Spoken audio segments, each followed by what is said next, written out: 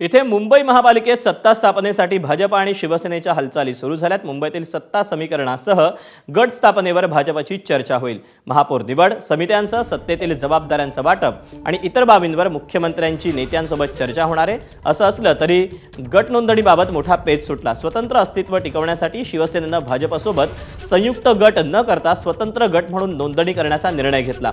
संयुक्त नोंदणीमुळे भाजपचं वर्चस्व वाढून शिवसेनेला त्यांचंच धोरण राबवावं लागलं असतं। हा धोका ओळखून शिवसेनेनं सावध पवित्रा घेतल्याची सूत्रांची माहिती आहे। त्यामुळे आता भाजप आणि शिवसेनेची स्वतंत्र नोंदणी होणार आहे। स्वतंत्र गटामुळे दोन्ही पक्षांना बीएमसी मध्ये स्वतंत्र कार्यालय मिळतील। मुख्यमंत्री देवेंद्र फडणवीसांनीही स्वतंत्र गट नोंदणीवर मत व्यक्त केलं, तर काँग्रेस नेते वडेट्टीवारांनी भाजप आणि शिवसेनेत आलबेल नसल्याचा आरोप केलाय। पाहूया।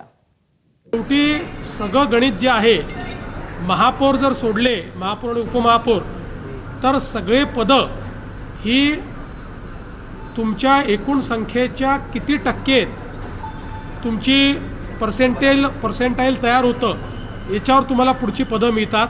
की दोन्ही गट एकत्रित रजिस्टर करून फायदा आहे की वेगवेगळे करून फायदा आहे, किंवा एखादा छोटा गट त्यांच्यासोबत किंवा आमच्यासोबत जोडून फायदा आहे, अशा पद्धतीनं त्याचा निर्णय करूनच मग या संदर्भातलं रजिस्ट्रेशन होईल। भारतीय जनता पक्ष शिंदे